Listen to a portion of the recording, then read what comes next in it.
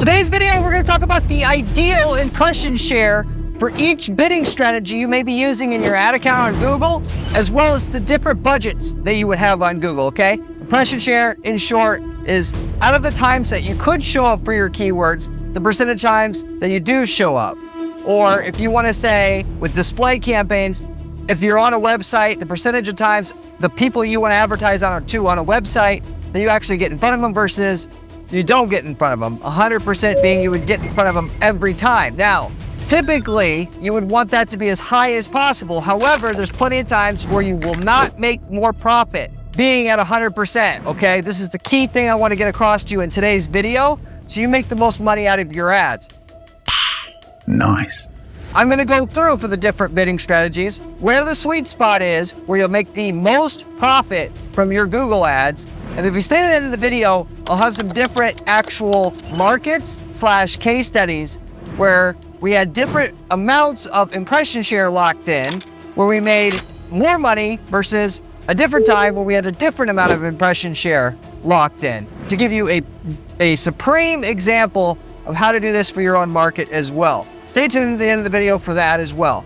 So with that said, getting into the content, ideally in a perfect world, you want 100% impression share when your ads are already profitable, okay? I mean, if your campaign's printing gold bars here, of course, it would be dumb to say, I don't want more clicks, right? Some of you guys have that issue. A lot of you guys are just needing your ROI to be higher before you can actually start to scale your ads.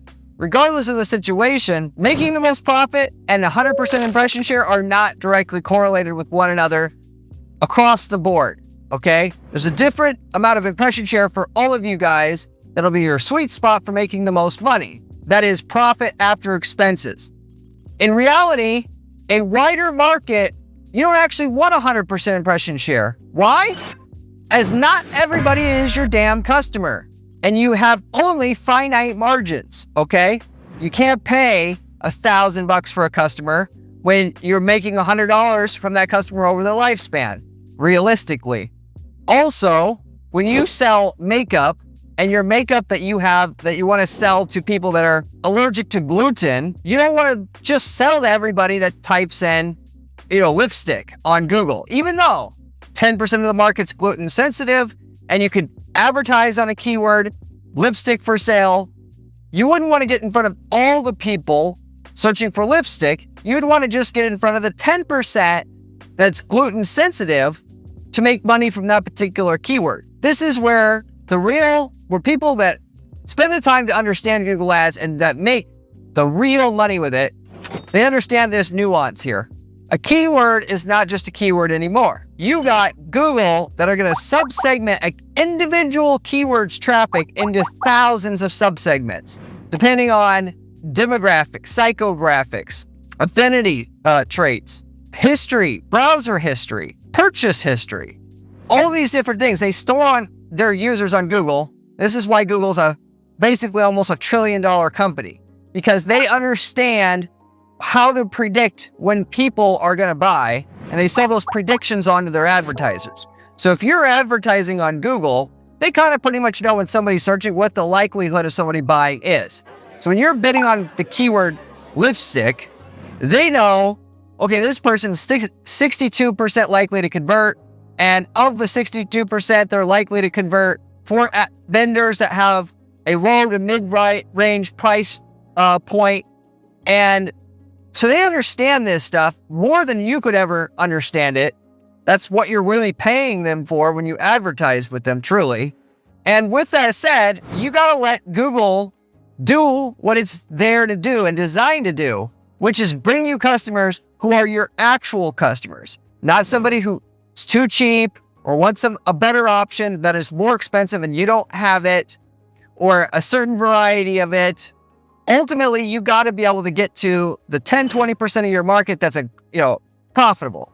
And you can't get there unless you actually advertise for a while and understand and be able to describe by means of picking up data to Google's algorithm where your customers are in the market and within the keyword traffic that you're bidding on. This isn't simple anymore by any means.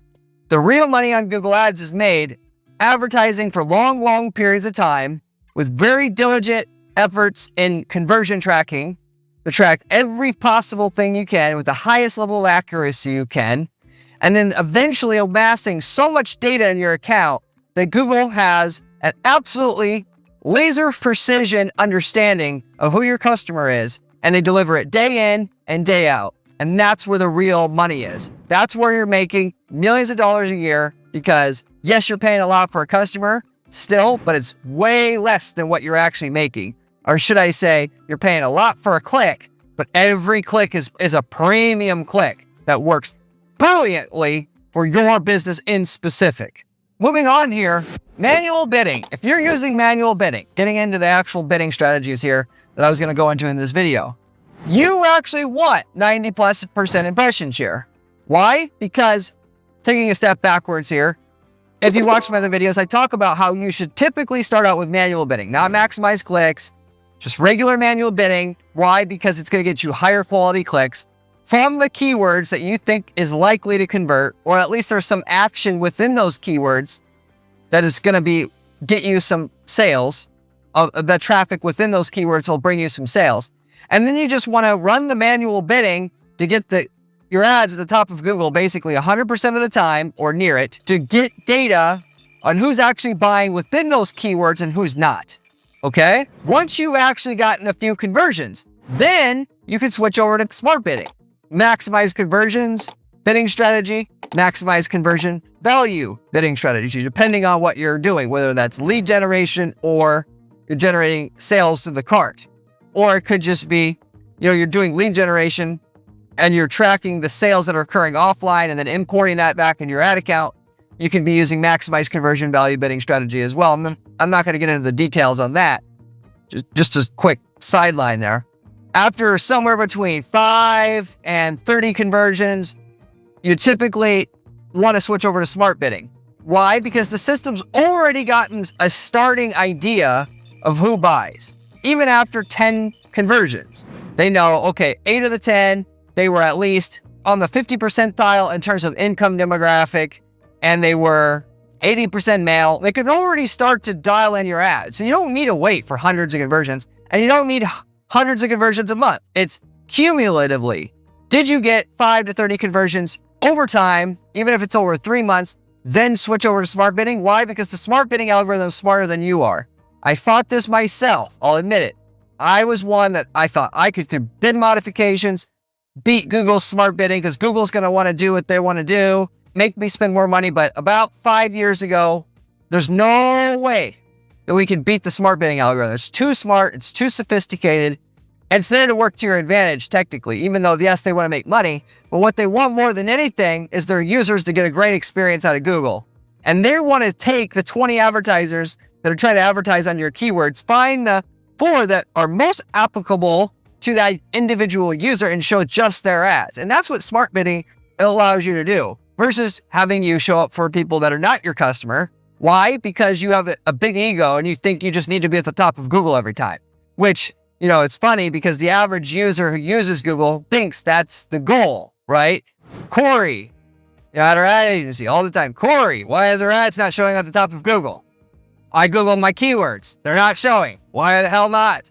And then you have to explain this very technical, nuanced thing about how it's all run off an algorithm now. You don't actually want to show up every single time. The algorithm's going to decide if you're a likely customer or not. If it decides not, it's not going to show your ad. And it's going to actually actively show your ad less and less the longer you advertise. And the more conversion data you built up in your account, assuming you have pretty strict goals of a certain cost per lead or cost per sale that you want. If you can actually pay 10 times more for a customer than everybody else in your market, then Google's going to basically show your ad every time. Why? Because it's almost like, everybody's profitable to you. But if you have a reasonable, or should I say somewhat strict goals of a cost per lead or cost per sale, Google's going to do its job and single out and parse out more and more of the impressions that you think you would have wanted at the beginning that you don't actually want because there's no customers there. We're in this to make sales, not to show up at the damn top of Google. Okay, that's just a dumb vanity metric that you got to get out of your head. Does not matter anymore.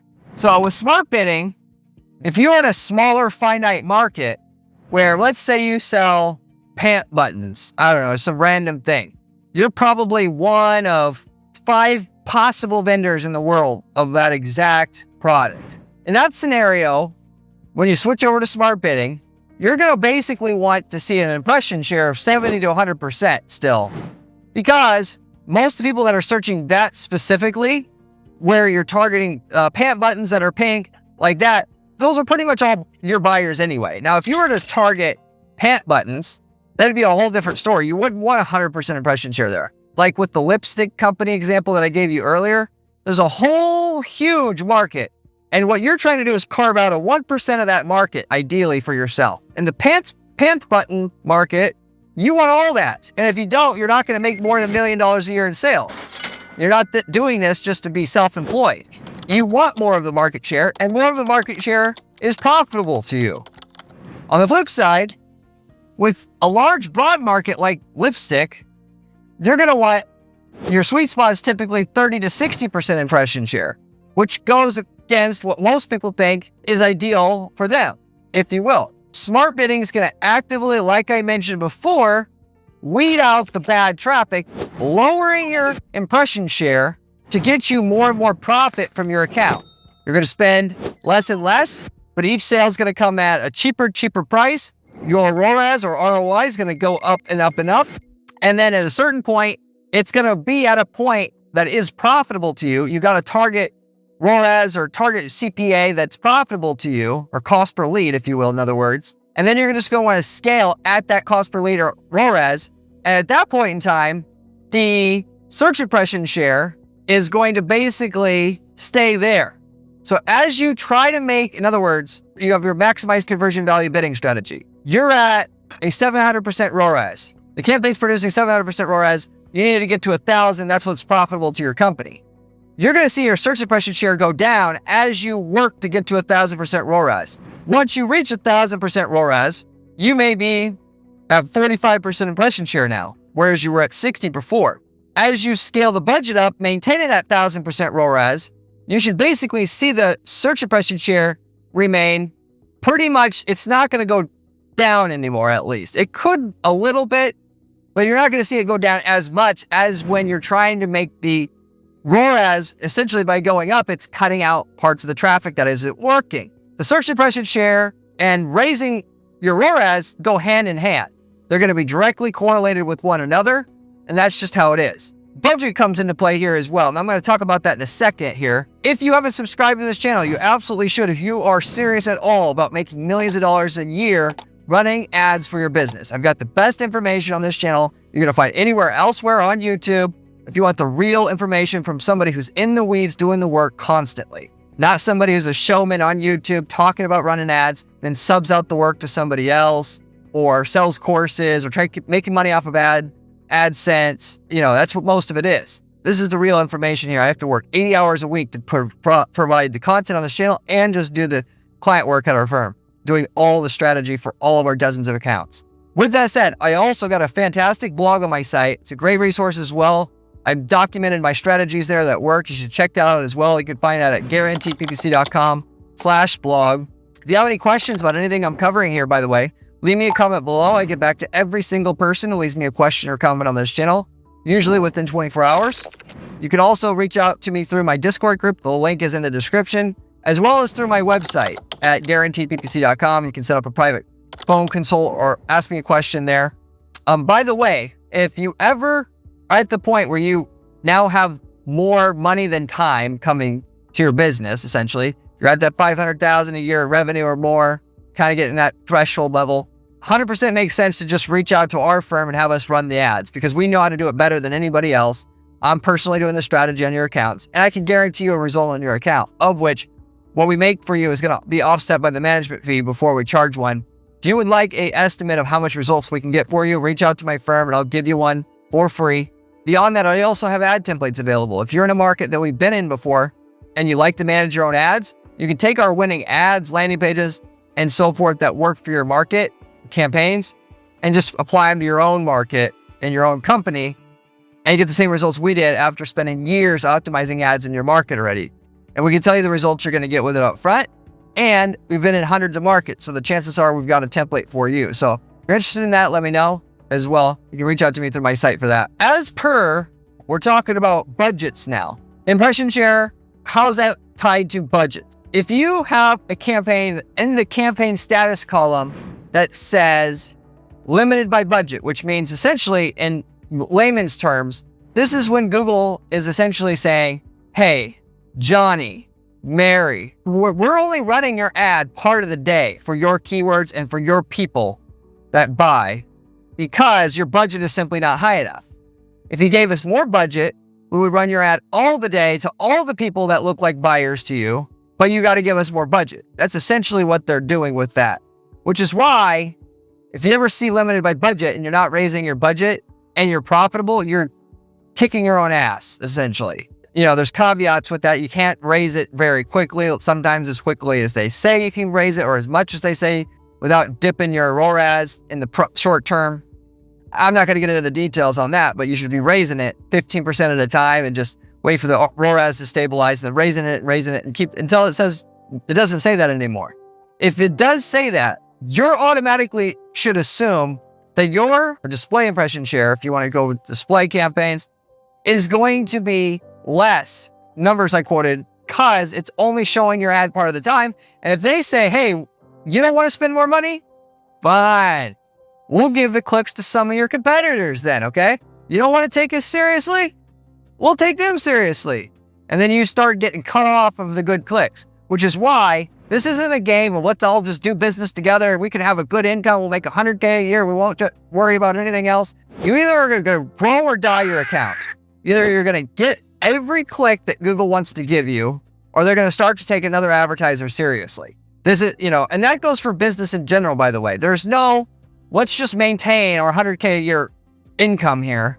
We're happy with that. We're not greedy because your competitors are greedy, or at least some of them will be, unless you're in a tiny, tiny market nobody gives a shit about. And they're going to be improving and you're not, and there'll be a day where something they do overtakes you and you will have no resources to fight back and you're out of business. You're irrelevant. And if you really don't want to work that hard, then sell your freaking company one day and then just get out of it. Work hard, grow it, then sell it. Don't just do this mill round where you're just barely trying and then just hoping nobody else in your market tries. Because that's just, you're a sitting duck. As it comes to Google Ads, that's what is going on. Google wants to find the guy who's motivated, who wants every customer they can serve their market better than the competition, and ideally just send everything to them. Everything. If they could send every last click to them, they would. When you just play around and say, I want a little bit of the clicks, I don't know how you want to spend that much, you're telling Google you're not that guy that they want to make rich. And your search impression is going to go down, and you're also going to get lesser quality clicks along with it. They're going to start sending it to the guy that is the serious guy, that is the good advertiser, that has good click-through rates, good conversion rates along with it. And so you got to know that. Anyway, as it pertains to search impression share, if your sweet spot's 45% with a broad market and you're using smart bidding, that can easily be for 10, 15% if you have a limited by budget on that campaign. All right. So that's how budget plays in with search impression share, an ideal search impression share with smart bidding and manual bidding along with it. To give you a couple examples here, we had a makeup brand that did actually sell lipstick, blush, all that stuff. Going back to that example, what do you think the ideal impression share was in that market? We were selling makeup to people that have sensitive skin itself. What do you think our search impression share should be in that market, given that in that market, roughly 10 to 30% or so have actual sensitive skin and they break out from the makeup, whatever. What is our search impression share where we actually peak out our profitability, where we're not showing too many people, but not too few in that scenario? How little is our search impression share where we meet or reach peak profitability from our account in that case? I can tell you from personal experience with that situation, that exact situation, we're at 10% impression share on our campaigns roughly. Why? Because Google really just had to dial everything in. And our search impression share went down and down and down over the first 3 years to where we reached our target ROAS that we wanted of around 450%. Ideally, we started out with like 250, then 3, then it just kept climbing The longer we advertised, the more it went up. And then we met our target ROAS, but it took going down to literally 10% search impression share to reach that goal. There's a lot of situations in a broad market, you're going to get almost no search impression share. That's where all the money is, so to say, if you will. On the flip side, we had a pool builder, an in-ground pool builder. We work with several of these companies now, by the way. And in that market, because we're so much more superior to everybody else in that market in terms of our landing page quality or website design for this particular client and our campaign, we're at 90 plus impression share with manual bidding. And then when we switch over to smart bidding, we're between 80 and 90% there.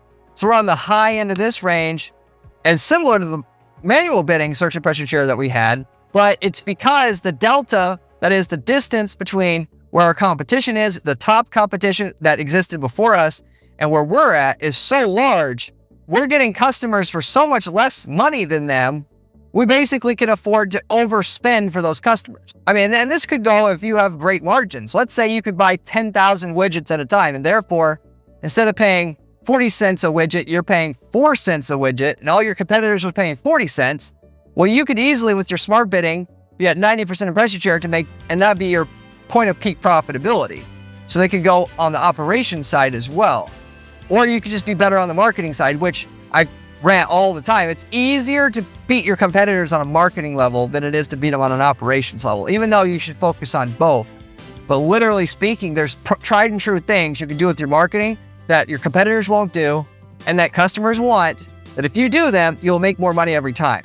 So instead of trying to hassle with making a new product with better packaging, better features, do that first. You either prove it. You just have to watch the videos on this channel, what works, implement them, and you got more results.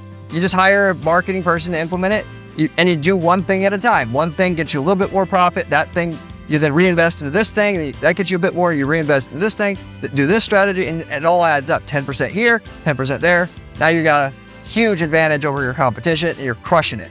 So, but with that said, I'm going to pretty much wrap it up with that. Those are the case studies I wanted to share with you. Thank you very much for watching, and I'll see you on the next one. If you want to see another video, click here. It is one of my best ones.